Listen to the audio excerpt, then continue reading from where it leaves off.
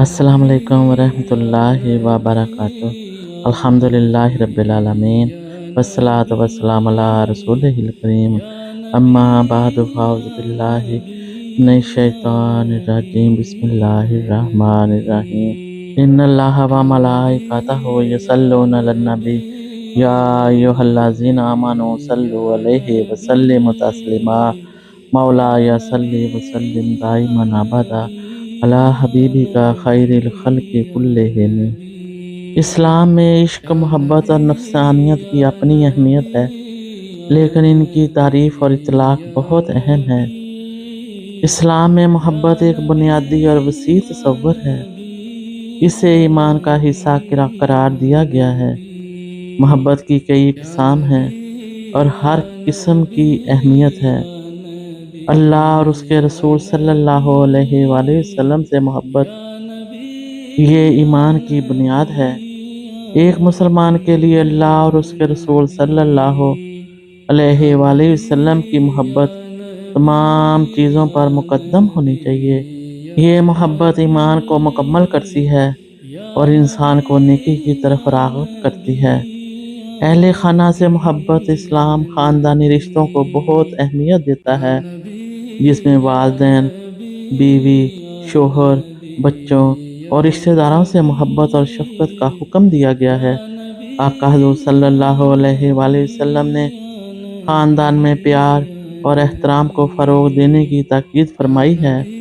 عام انسانوں سے محبت اسلام میں تمام انسانوں سے، خواہ وہ کسی بھی مذہب سے تعلق رکھتے ہوں، حسن سلوک، ہمدردی اور انصاف کے ساتھ پیش آنے کا حکم دیا ہے۔ مسلمانوں کو آپس میں بھائی چارے اور محبت کے ساتھ رہنے کی ترغیب دی گئی ہے۔ اللہ تبارک و تعالیٰ کی مخلوق سے محبت، اس میں جانوروں، پودوں اور پوری کائنات سے محبت اور ان کا خیال رکھنا شامل ہے۔ اسلام ماحولیات کے تحفظ اور مخلوقات پر رحم کرنے کی تعلیم دیتا ہے۔ محبت دراصل ایک ایسا صاف ستھرا جذبہ ہے جو انسان کو بھلائی اور نیکی کی طرف لے جاتا ہے۔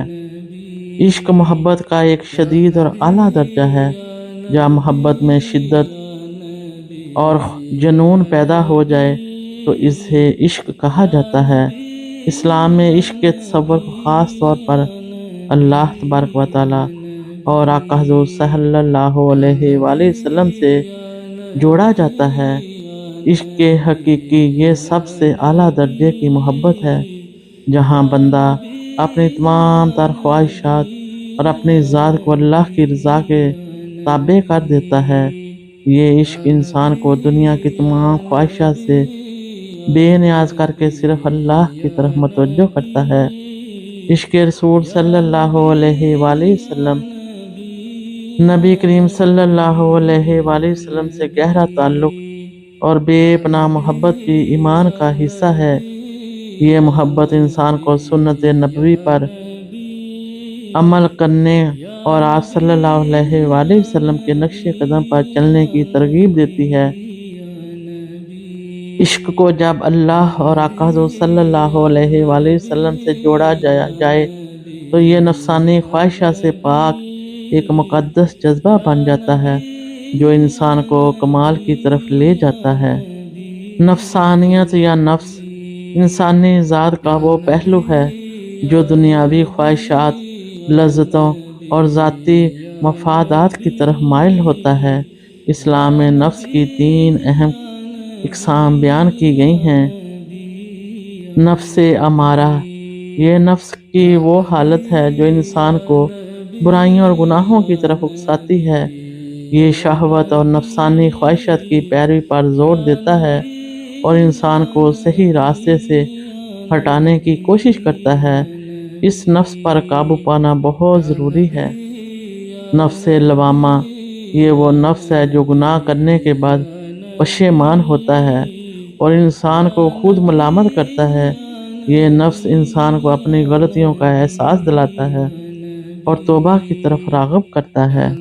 نفس مطمئنہ، یہ نفس کی سب سے اعلیٰ حالت ہے جہاں انسان کا دل اللہ کے ذکر اور اس کی رضا میں سکون پاتا ہے۔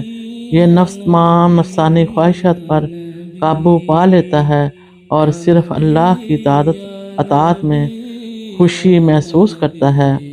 اسلام نفس امارہ پر قابو پانے اور اسے نفس مطمئنہ میں تبدیل کرنے کی تعلیم دیتا ہے۔ نفسانی خواہشات کی بے لگام پیروی سے منع کیا گیا ہے کیونکہ یہ انسان کو برائی اور اللہ تبارک و تعالیٰ سے دوری کی طرف لے جاتی ہے۔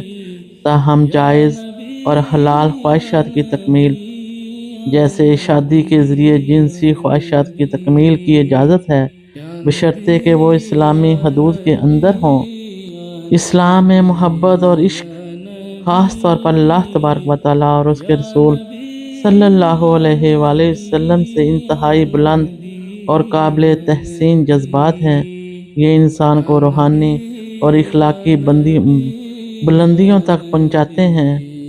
اس کے برعکس نفسانیت نفس امارہ کی صورت میں ایک چیلنج ہے جس پر قابو پانا ضروری ہے۔ اسلام کا مقصد یہ ہے کہ انسان اپنی نفسانی خواہشات کو اللہ تبارک و تعالیٰ کے احکامات کے تابع کرے اور اپنی زندگی میں محبت، ہمدردی اور انصاف کو فروغ دے۔ جزاکم اللہ خیر و احسن الجزاء۔ اللہ تبارک و تعالیٰ تمام امت مصطفیٰ کو اپنا اور اپنے محبوب کا سچا عاشق بنائے، آمین ثم آمین۔ السلام علیکم ورحمۃ اللہ وبرکاتہ۔